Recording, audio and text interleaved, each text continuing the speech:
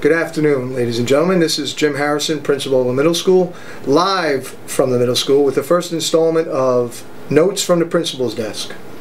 The school year is off and running, and September proves to be a very busy and eventful month. We have our school pictures, which take place on September 10th and 11th.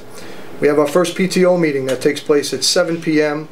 on September 12th. And on Friday, September 13th, we have our 6th grade social that takes place right here during the afternoon between 1 and 2:15.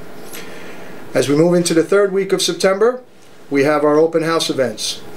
Tuesday, September 17th, we have our 6th grade open house, and on Thursday, September 19th, we have our 7th and 8th grade open houses. Both events begin at 6:30. September also brings our magazine drive assemblies and our magazine drive. And we also have during September our book fair.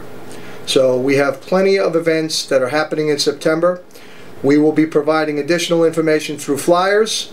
Please be sure that you check our website for additional information, and we will give updates as many as needed.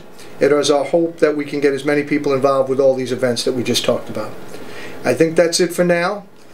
From the VCMS office, this has been Mr. Harrison with September's Notes from the Principal's Desk. Thank you.